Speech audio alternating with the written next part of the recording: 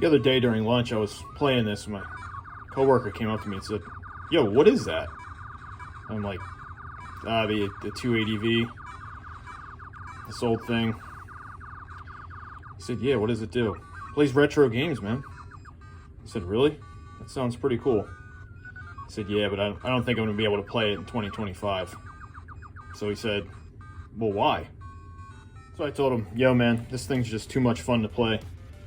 And basically I have to drag it around everywhere I go because it's so pocketable and portable that I just have to bring it around with me everywhere I go, and I just can't stand it."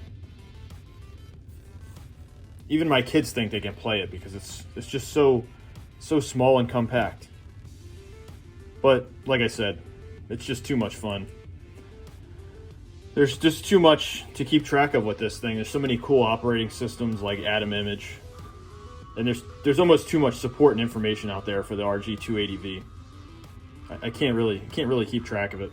I mean, the high build quality on this thing is just kind of embarrassing for the other handhelds. It's too nice. I mean, this nice, sturdy and clear screen that has a little bit of a bezel to it or a outdent to it is just too nice for me. And the feel of this handheld is just too nice. I want something less premium. I want something that makes my hands hurt. So I mean, this thing has a backfiring speaker. I don't want anyone to know that I'm actually playing these games in public, but I guess I could use the headphone jack right here. But you know, who's carrying around wired headphones these days? So it also does have the shoulder buttons in case you want to play Twisted Metal on here, but you know, they're not really accessible other than if you somehow contorted your hands. But honestly, who's playing PS1 these days either?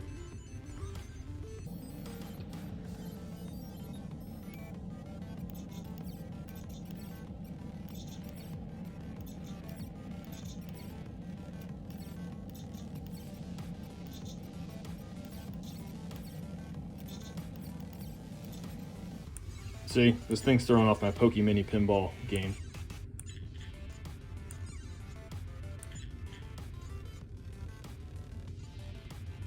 Look at Diglett's just staring at me, judging me. So I told him too, I only focus on Game Boy Advance and Pico 8, Game Boy Color, homebrews. So why would I need something that actually runs PlayStation 1?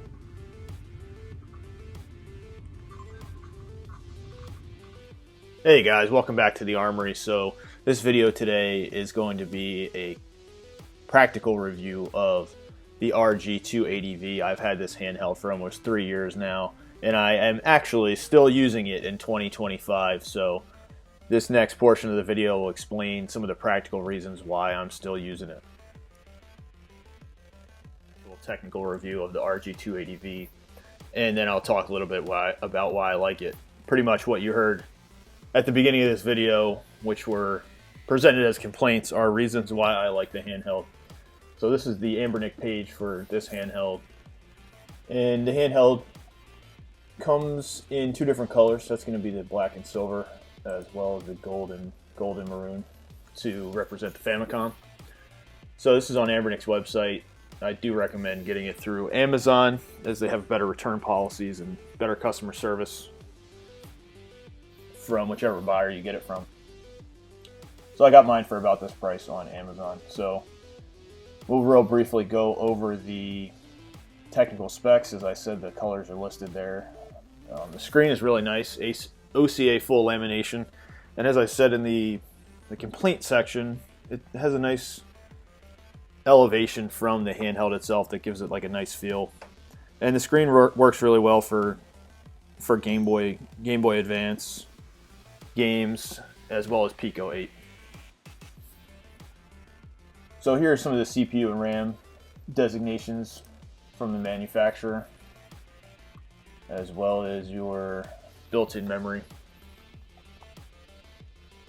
See, it's already trying to get me to buy another one.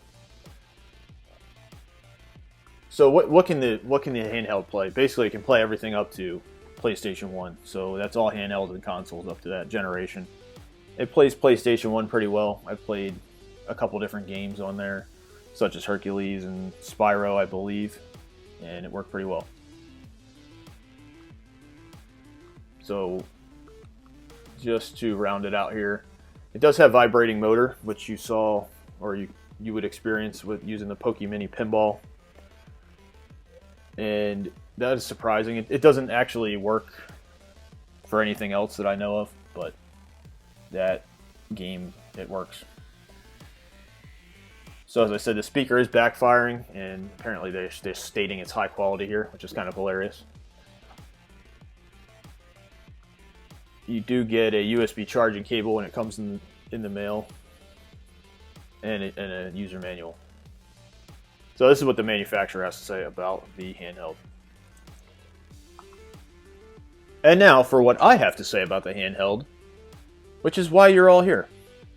So this will be no means a technical discussion, but these are some of the practical reasons why I am still using the grandfather of Anbernic devices in 2025. So the number one thing for me is the size of this handheld is really just perfect for me. So it's about the size of a Post-it note, and basically, as I've mentioned in other videos, it's become part of my everyday carry. And I just bring it everywhere I go because it's just so easy to put in your pocket and play. And if you have a few minutes in any type of setting, you can go ahead and play your retro games wherever you need to. So that's the main thing for me. The build quality is really good. As I said, I've dropped this a couple times and things like that. I let my kids use it too, which is just a huge risk, but it's a really good build quality, and it feels like quality parts and pieces within the handheld. So these are some reasons why I gravitate to this handheld.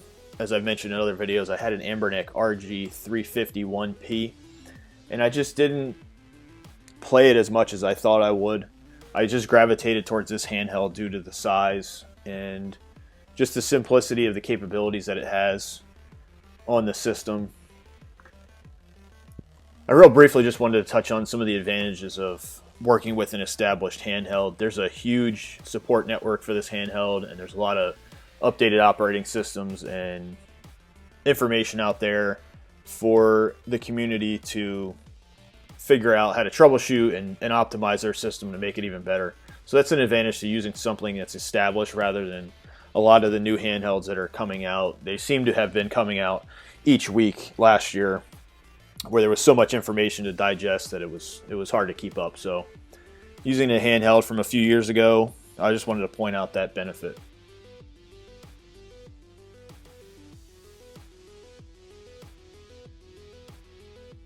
So these are just some practical takeaways for me on why I'm still using this in 2025. There's so much information and so many handhelds out there that I just wanted to provide you guys some practical information on why I'm using an older handheld. These things can be costly, and there's so many of them to choose from. It can be certainly overwhelming. So this was not a technical review, but just some practical points for you to consider. If you're looking at the RG280V, I do recommend it due to the quality of the product from Anbernic. So thanks guys, definitely check out the rest of the videos and have a good one.